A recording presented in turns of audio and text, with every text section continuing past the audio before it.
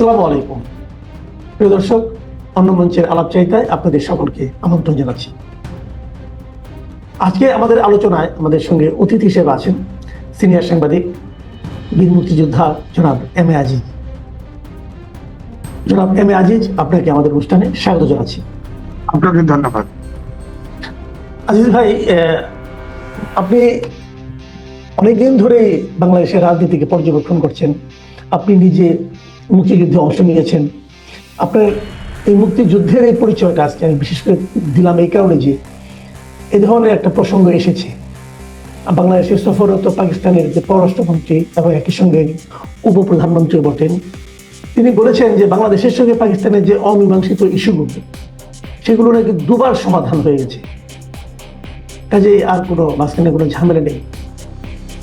তো আপনি কি মনে করেন? আপনি তো সবই দেখেছেন, আপনার চোখের সামনে সবকিছু ঘটেছে, এত বছরের ঘটনাগুলো। আপনিও কি তাই মনে করেন যে দুবার সমাধান হয়ে গেছে? ধন্যবাদ আপনাকে। পাকিস্তান যে কথা বলতে চাচ্ছে, ভুট্টো সাহেব নাকি একবার মাপ চেয়েছে, আর নওয়াজ শরীফ নাকি একবার মাপ চেয়েছে। তো দুজনই তো নাই। ভুট্টোকে তো পাকিস্তানি ফাঁসি দিয়ে দিচ্ছে, সমাধানটা কোথায় হলো? তো সুতরাং এটা আসলে অন্তত পক্ষে আমি ব্যক্তিগতভাবে শুনিনি, তবে পাকিস্তান বলেছে দুইবার স্বাধীন তারা এটা মীমাংসা হয়েছে। তো আমি কিন্তু শুনি নাই। আমি গণমাধ্যমে আপনার ৭৯ সাল থেকে যুক্ত, আমি কিন্তু এ পর্যন্ত শুনিনি। তো এখন পাকিস্তান বলেছে, আর পাকিস্তানের এই পররাষ্ট্র মন্ত্রীর সাথে বিএনপি, এনসিপি, জামাত টিম দেখা করেছে। বিএনপি এবং এনসিপি বলেছে অমীমাংসিত বিষয়গুলির সমাধান হতে হবে এবং তারপরে আমাদের দেশে সম্পর্ক পররাষ্ট্র নীতি অনুযায়ী তাদের সাথে ব্যবসা বাণিজ্য হতে পারে, সম্পর্ক উন্নয়ন হতে পারে। আর জামাত বলছে এটা সরকার টু সরকারের ব্যাপার, অমীমাংসিত বিষয়টি সমাধান এটা সরকার টু সরকার। দুইজনের এই এনসিপি এবং বিএনপি আর জামাতের কথার ভিতরে পার্থক্য আছে। অর্থাৎ সরকার এটা হয়তো ইনিশিয়েটিভ নেবে না বা সমাধান হবে না, কিন্তু এনসিপি কিন্তু বলেছে, বিএনপি বলেছে। তাহলে আপনি বলেন, আমি বলি যে দুইবার যে তারা বলে দুইবার এটা হয়েছে, দুইবার যদি করে থাকে আরেকবার মাপ চাক না। অমীমাংসিত বিষয় যদি সমাধান হয়ে থাকে সেটা ডকুমেন্ট কোথায় প্রকাশ করতে বলেন, সেগুলো দিতে বলেন, তাহলে তো হয়। দুইবার মাপ চাইছে, তার ভিডিও অডিও থাকলে পাশ করেন, অথবা এগ্রিমেন্ট কিভাবে মাপ চাইছে এটা বলেন। আর কি মীমাংসা হয়েছে এটা তো নিশ্চয়ই মেমোরেন্ডাম আন্ডারস্ট্যান্ডিং, চুক্তি টুক্তি একটা কিছু স্বাক্ষর হয়েছে, কোথায় হয়েছে দেখেন, তাহলে তো হয়। সেটা তো দেখাতে পারবে না। অর্থাৎ আমাদের দেশে জামাত যখন কখনোই ক্ষমা প্রার্থনা করে নাই, কারণ জামাতও কিন্তু পাকিস্তানের সহযোগিতা করেছে। পাকিস্তানের যে সেনাবাহিনী যে আমাদের দেশে হত্যাযজ্ঞ চালিয়েছে, ধ্বংসযজ্ঞ চালিয়েছে, তাতে জামাতের কেন্দ্রীয় কমিটি সিদ্ধান্ত নিয়ে পাকিস্তানি আর্মিকে সহযোগিতা করেছে। সুতরাং দায় জামাতেরও আছে। সুতরাং জামাতও মাপ চায় নাই, পাকিস্তানও মাপ চায় নাই। পাকিস্তানের কাছে আমাদের অনেক হিস্সা আছে, এই হিস্সা তো তাদের দিতে হবে। তাদের সাথে কতটুকু মাপ চাইবে, কতটুকু মাপ চাইবে না আমরা অন্তত জানি না। পাকিস্তান বলছে, আমার কথা হলো দুইবারই যদি মাপ চাই থাকে, তিনবার চাইলে সমস্যা, উনি মাপ চাক না। আরেকটা জিনিস আজিজ ভাই, আরেকটা জিনিস, মাপ চাওয়াটাই ইম্পর্টেন্ট। আমরা অমীমাংসিত সূত্র মোটামুটি ওটা দেখে তিনটা। একটা হলো ক্ষমা চাওয়া, আরেকটা হলো যে অর্থনৈতিক ক্ষতিপূরণ দেওয়া, আর তৃতীয়টা হলো আমাদের এখানে আটকে থাকা পাকিস্তানিদের তাদের এখানে ফেরত নেওয়া। আমাদের এখানে যে আটকে থাকা পাকিস্তানি আছে, ওরা তো এখনো বাংলাদেশের নাগরিকত্ব নেয়নি। তারা তো এটা ফেরত নিতে চেয়েছে। আপনার তিনটা চুক্তি, আমার হচ্ছে যে 20 লক্ষ মানুষ হত্যা করেছে, এদেশে অনেক ইনফ্রাস্ট্রাকচার ভেঙে দিয়েছে, এই গণহত্যার তার দায় নিতে হবে না? তারা যদি মাপ চায় তার মানে তারা দোষ করেছে। আমাদের সম্পদের হিসাব দিতে হবে, আমাদের গণহত্যারও তাদের জন্য দায় নিতে হবে। সেটার কি করবে সেটাও মীমাংসা হতে হবে। তো এটা সহজ না, অত সহজ না। আমি মুখ দিয়ে মাপ করে চাইলাম আর মাপ দিয়ে দিলাম, এত সহজ না বিষয়টা, এত সহজ না।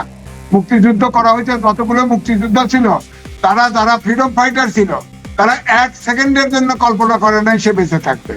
যারা বেঁচে আছে তারা একদম আল্লাহর অশেষ মেহেরবানি বেঁচে আছে, কোনো দিন কোনো অবস্থাতেই চিন্তা করে নাই তারা বেঁচে থাকবে, বেঁচে আছে। যারা হত্যা করেছে, পাকিস্তানিরা জামাতের নেতা কর্মীদের সাহায্যে রাজাকার আলবদরের সহযোগিতায় যে মেরেছে, হত্যা করেছে, আমাদের মা বোনের ইজ্জত লুণ্ঠন করেছে, অনেক সম্পদ আমাদের বাণিজ্য শোষণ করেছে, নিপীড়ন করেছে, এগুলোর তো হিসাব হতে হবে। এটা অত সহজ ব্যাপার না যে আপনি মুখ দিয়ে মাপ চাইলেন আর মাপ চাইলেন যে আবার সম্পদের মীমাংসা হয়ে গেছে, সেটা ডকুমেন্ট দেখান, চুক্তি দেখান। এটা তো মুখে করলে তো হবে না। আর ভুট্টো যে মাপ চাইছে, নওয়াজ শরীফ যে মাপ চাইছে দুইবার সেটার অডিও দেখান, তারপরে সম্পদের হিসেবে আসেন। আচ্ছা, আরেকটা জিনিস, এই পররাষ্ট্রমন্ত্রী দেখলাম একটা প্রসঙ্গে বললেন যে আমাদেরকে হৃদয় পরিষ্কার করতে বললেন। এই বিষয়টা কি আপনি বুঝতে পেরেছেন? আমাদের হৃদয় কি অপরিষ্কার নাকি? না, হৃদয় উনি কি ওনার দেশে যে ভোলাটাইল অবস্থা, ওনার হৃদয় আছে কিনা আমি জানি না। তো তাহলে ইমরান খানকে জেলে পুঁতে রাখছে কেন? ইমরান খানকে জেলে পুঁতে হৃদয় থাকলে ইমরান খান তো তার তো সবকিছু বাতিল করে তাকে জেলে ঢুকায় রাখছে। এখন ওনাদের হৃদয় কি আবার কি এই যে দক্ষিণপন্থীদের উত্থান হচ্ছে সেটা দিয়ে আবার আমাদেরকে হত্যা করবে, এরকম কোন পরিকল্পনা হৃদয়ে আছে কিনা? তাদের হৃদয়টা খোলসা করে কইতে হবে। আমরা ৭১-এ তাদের যে হৃদয়, সেই হৃদয়ের যে চরিত্র, সেটাই আমাদের কাছে বলবৎ আছে। নতুন করে হৃদয়ঙ্গম করার কিছু নাই আমাদের। আচ্ছা, এখন একটু দেশে ফিরে আসি। আমাদের দেশের সামনে আমরা সবাই প্রত্যাশা করছি একটা নির্বাচন হোক, একটা রাজনৈতিক ক্ষমতা হস্তান্তর হোক, এরকম অনেক কিছু আমরা চাচ্ছি, দেশে একটা ভালো অবস্থা আসুক, এগুলো অনেক কিছু হচ্ছে। কিন্তু এর মধ্যে এখন দেখা যাচ্ছে যে মূল প্রতিবন্ধকতা হিসেবে হাজির হয়েছে জুলাই সনদটা। জামাত এবং এনসিপি তারা বলছে যে জুলাই সনদকে আগে বাস্তবায়ন করতে হবে, এবং কেবল বাস্তবায়নে না, এটাকে সংবিধানের উপরে জায়গা দিতে হবে। আবার তারা বলছে এই জুলাই সনদে যা থাকবে সেটা নিয়ে পরবর্তী সময়ে কোনো আদালতে প্রশ্ন করা যাবে না। আবার সর্বশেষ দেখলাম যে নাহিদ ইসলাম বলেছেন যে সংবিধান পরিবর্তন না হলে নতুন পুরাতন সংবিধানের অধীনে তারা নির্বাচনেই যাবে না। এই যে বিষয়গুলো, এগুলো কি নির্বাচনকে আসলে প্রশ্নের মুখে অনিশ্চিত করে তুলছে কিনা? দেখেন, আমার তো মনে হয় এগুলোতে যদি তারা স্টিক করে, তার মানে নির্বাচন তারা হতে দিতে চায় না। কারণ আমি এই যে আপনার কয়েকজন লয়ারের সাথে কথা বলছি, এই সরকার সাংবিধানিক সরকার, অর্থাৎ এই রাষ্ট্রপতির কাছে ওত নিয়েছে এবং ১০৬ অনুচ্ছেদ অনুযায়ী সুপ্রিম কোর্টের মতামত নিয়েছে এই সরকার বৈধ, অর্থাৎ এটা সাংবিধানিক সরকার। সংবিধানেরই সংস্কার করার ম্যান্ডেট নাই। সেখানে আইনজীবীরা বলেছেন, বড় বড় আইনজীবীরা বলেছেন যে সংবিধানের সাথে সাংঘর্ষিক যে কোনো কিছু করতে হলে সংবিধানই একমাত্র, সেটা রাষ্ট্রপতি যদি অর্ডিন্যান্সও জারি করে তবুও সংসদে অনুমোদিত হতে হবে। বিএনপি যেটা বলেছে, এক হলো জুলাই সনদ তো সংবিধানের উপরে হতে পারে না। জুলাই সনদ একটি ২৪ সালের গণহত্যার বিষয়ে এবং যেসব সংস্কার সব সম্মিলিত একটা জিনিস, এটা সংবিধান হলো সর্বোচ্চ আইন, তার উপরে আবার জায়গা দেয় কেমনে? এটা তো সম্ভব না। এই জন্য সাংবিধানিক যেসব সংস্কার হবে সেটা নতুন, বিএনপি বলেছে সেটা সংসদে পাশ হবে, আর যেটা সংবিধানের বাইরে থাকবে সেগুলো অর্ডিন্যান্স দেওয়া হোক আর যা করে হোক সেটা বাস্তবায়ন করা যাবে। এনসিপি বলছে গণপরিষদ নির্বাচন এবং সংসদের নির্বাচন একবারে হবে, এবং গণপরিষদ নির্বাচনে সবকিছু এই নতুন সংবিধান পুনর্লেখন করে এটা পাশ করতে হবে, এবং ১২০ দিন পরে ওই গণপরিষদই সংসদে রূপান্তর করবে। আর জামাত বলেছে প্রেসিডেন্টের অর্ডিন্যান্স অথবা গণভোট দিয়ে এটা বাস্তবায়ন। আমি আশ্চর্য হই যে এনসিপির চাই, জামাতের চাইতেও এনসিপি তো অনেক বেশি ম্যাচিউর। জামাত, আপনি খেয়াল করেন, জামাত বলছে গণভোট হলেও তো সংবিধানে লাগবে, গণভোট তো সংবিধানে ইনক্লুড করতে হবে না। তারপরে রাষ্ট্রপতি অর্ডিন্যান্স দিয়ে পাশ করে তারা নির্বাচনে চলে যাইতে চায়। এটা কোন ধরনের কথা? কোন আইনে আছে এটা? কি একজন জামাতের আমির ডাক্তার, আপনার জামাতের সেক্রেটারি জেনারেল ঢাকা ইউনিভার্সিটি থেকে আপনার সাবজেক্টে কিন্তু ফার্স্ট ক্লাস পাওয়া, এটা তো তারা বলতে না রাজনীতি করে যে এই সংবিধানের সাথে সাংঘর্ষিক কোনো কিছু বাস্তবায়নযোগ্য নয়, এটা তাদের মাথায় রাখতে হবে। সুতরাং এখানে অনেকগুলো সমস্যা আছে।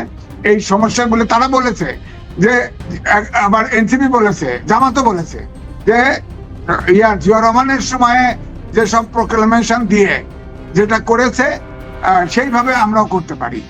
আপনি তো জিয়া রহমান তো তখন তো সংবিধান স্থগিত ছিল, সংবিধান তো ছিল না, পার্সোনাল করেছে, ওটা পরে সংবিধানে অন্তর্ভুক্ত করেছে। আপনি কে বলেন তো? এখন তো সাংবিধানিক সরকার, আপনি সংবিধানে ১০৬ অনুচ্ছেদে অনুমোদন নিয়েছেন, আপনি কিভাবে অর্ডিন্যান্স জারি করবেন? কিভাবে আপনারা একমত হয়ে আপনারা বাস্তবায়ন করবেন বলেন? আপনি এটা সংবিধানের সাথে, যেটা সংবিধানে নাই। যেমন ধরেন প্রধান নির্বাচন কমিশনার, তিনি তো বলেছেন আনুপাতিক নির্বাচন এটা আইনে নাই, সুতরাং এটা আমরা বাস্তবায়ন করতে পারবো না। আমি স্যালুট জানাই তাকে। তিনি তার পক্ষে, ইলেকশন কমিশনের পক্ষে তো আনুপাতিক নির্বাচন তো নাই।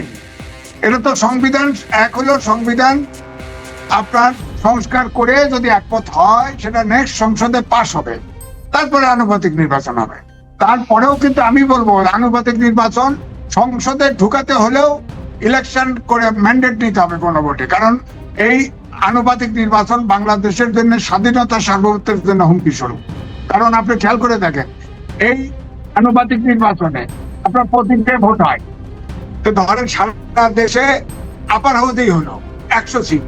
এখানে বেনিফিট দুটো দেখানো হচ্ছে, একটা হচ্ছে ছোট দলগুলি সংসদে যেতে পারবে, আর একটা হচ্ছে যে সরকার যাতে, যে সরকার গঠন করবে সে যাতে স্বৈরাচারী হয়ে না ওঠে, তাকে আপনাকে ইয়ে করা যাবে, আটকানো যাবে। আমার বক্তব্যটা হচ্ছে যে আপনি ধরেন জনগণের প্রতিনিধি, তার একটা ব্যক্তি ভোট দেবে প্রতীকে, তার প্রতিনিধি এখন কক্সবাজার থেকে হলো, তার প্রতিনিধি আমার বাড়ি পাবনা, আমি তো আমার প্রতিনিধি পেলাম না। এক, দুই হলো এই যে লিস্ট করা হবে, সেই লিস্টে তো সরকার প্রধান বা সরকারের শীর্ষ পর্যায়ে যারা, তাদের স্ত্রী, কন্যা, বউ, বাচ্চা, ভাই বোনেরা দিয়ে লিস্ট দেয়। এটা কি করবো আমরা? এক। দুই হলো ধরেন আনুপাতিক নির্বাচনে যখন যাবেন, প্রতীকে নির্বাচন হবে, এটা সত্য, কিন্তু প্রতীকে নির্বাচন হলেও ধরেন স্বতন্ত্র দানের তো প্রভিশন থাকবে। ধরেন হিন্দু, বৌদ্ধ, খ্রিস্টান ঐক্য পরিষদ আছে, তাদের ভোট তো 9 থেকে 10% আছে। তারা তাদের অ্যাসেস করবে টোটাল ভোট কত, তাহলে আমরা কতগুলো সিটে দাঁড়াতে পারি। সব এক জায়গায় ভোট দিল, ভোট দিয়ে তাদের প্রতিনিধি পাঠালো 8-10 জন। তারা তো সবসময় বলবে এদেশে সাম্প্রদায়িক সম্প্রীতি নাই। পাহাড়ি অঞ্চলের ভোট করলো, তারা ধরেন 2 জন জিতলো, কেউ স্বায়ত্তশাসন চায়, কেউ স্বাধীনতা চায়, তারা যায় পাহাড়ি অঞ্চলের স্বাধীনতা চাইলো। এখানে সমকামী অর্গানাইজেশন আছে, সমকামীরা একটা প্রার্থী দিল, আপনার প্রার্থী দিল, রেজিস্টার্ড প্রার্থী দিল, গার্মেন্টস ওয়ার্কার পার্টি দিল, বিভিন্ন অর্গানাইজেশন প্রার্থী দিয়ে একটা মেধাকার অবস্থা, মেধাকার অবস্থা। যতক্ষণ পর্যন্ত উচ্চ মানের গণতন্ত্র দেশে প্রতিষ্ঠিত না হবে এবং দেশের রাজনৈতিক দলের ভিতরে গণতন্ত্র যতক্ষণ না আসবে এবং যতক্ষণ পর্যন্ত রাজনীতিবিদরা দেশপ্রেমিক, চূড়ান্ত প্রেমিক না হবে, রাজনৈতিক ইস্যুতে একমত হতে না পারে, এই যে এখন ঐক্যমত্য কমিশন এক হতে পারছে না, কিন্তু সাদা পাথর তোলার সময় তো ঠিকই এক আছে, সব পার্টি এক আছে, কখনো এক আছে। তো সুতরাং এটা তো আনুপাতিক নির্বাচন হলে নেপালের মতো রাজতন্ত্রতে বেরিয়ে 12 বছরে 17 বার সরকার পতন ঘটছে। এখন তারা রাজতন্ত্রে ফিরে, অন্ধকার যুগে ফেরত দিতে চায়। আপনার ইসরায়েলে আপনার আনুপাতিক নির্বাচন, নেতানিয়াহু তার পার্টির নিখুঁত পার্টি 30%-এর উপর ভোট পায় না, সবগুলো ইহুদি দল, আর 70% ঢোকে পার্লামেন্টে। গাজা খালি করো, মুসলমান নিধন করো, এই তো চলছে আমেরিকার সাহায্যে। সুতরাং আমাদের দেশে আনুপাতিক নির্বাচন হওয়ার মতো কালচারাল মান এবং গণতান্ত্রিক চর্চা এই দেশে নাই। সুতরাং আনুপাতিক নির্বাচন হলে আমার ধারণা এই দেশ তছনছ হয়ে যাবে, হিল ট্যাক্স আলাদা করে ফেলবে, সময়ের হবে। আর এই আপনি দেখেন জাতিসংঘের এই সরকার জাতিসংঘের মানবাধিকার কমিশন কিন্তু অফিস করেছে। মানবাধিকার কমিশনের প্রধান একজন সমকামী, ওই সমকামীদের অ্যাসোসিয়েশন নাম হলেও সম্ভবত এখন তারা যা ওখানে প্রোটেস্ট করবে, আবার সংসদেও তুলবে, এখানেও করবে। আমাদের সমকামী স্বাধীনতা নাই, এটা উন্মুক্ত করে দিতে হবে। বলেন আমাদের দেশে এই কালচারের সংস্কৃতিতে এটা চলে, তখন তো সমকামী জাতিসংঘ বলবো যে এই যে মানবাধিকার লঙ্ঘন করছে, সমকামীদের ইয়ে দেয় না, স্বাধীনতা দেয় না। তো এগুলো তো সমস্যা আছে। সুতরাং আমাদের দেশে আনুপাতিক নির্বাচন করার মতো পরিস্থিতি একদমই নাই। আমাদের দেশে স্বাধীনতা সার্বভৌমত্ব হুমকির স্বরূপ হবে। এরা শুধু আপনি দেখেন জামাতের প্রেসিডেন্ট এবং সেক্রেটারি জেনারেল, এদের যে বাড়ি যেখানে, সেখানে কিন্তু তারা জিতবে না, কিন্তু আনুপাতিক নির্বাচন হলে তাদের নাম টপে থাকবে লিস্টে, তারা হয়তো হয়ে যাবে। এখানে ব্যক্তি ইন্টারেস্ট কাজ করতেছে, এখানে দেশের ইন্টারেস্ট না, ব্যক্তি ইন্টারেস্ট কাজ করতেছে। আপনার কি ধারণা ফেব্রুয়ারিতে কি নির্বাচন হচ্ছে? তাহলে আপনার কি মনে হয় সব মিলিয়ে? আমার তো মনে হয় যে এইভাবে যেভাবে আপনার এনসিপি এবং জামাত যেভাবে স্টিক করতেছে, তারা তো অনেকটাই বলা যায় তারা সরকারে আছে। তো তাহলে তো তাদের নির্বাচন পিছালে তো সমস্যা নাই, তারা তো সরকারি সব বেনিফিট পাচ্ছে, এনজয় করছেই। সুতরাং নির্বাচনে তারা ঠিক করবে এবং সম্ভবত নির্বাচন পিছিয়ে যাওয়ার সম্ভাবনা আমার কাছে অনুমান হয়। তবে এও বলি যে সরকার কিন্তু নির্বাচন দিতে সম্পূর্ণ আগ্রহী। তো সুতরাং আমি এই জায়গায় বলবো নির্বাচন হইতেও পারে ফেব্রুয়ারিতে, নাও হইতে পারে। এই জায়গায় আমার অবস্থান। জি, অনেক ধন্যবাদ জনাব এম এ আজিজ। প্রিয় দর্শক, আপনারা শুনলেন পাকিস্তানের পররাষ্ট্রমন্ত্রীর বক্তব্য এবং আমাদের দেশে নির্বাচন পরিস্থিতি নিয়ে সিনিয়র সাংবাদিক জনাব এম এ আজিজের বিশ্লেষণ। আপনারা সবাই ভালো থাকবেন, এখন পর্যন্তই। আল্লাহ।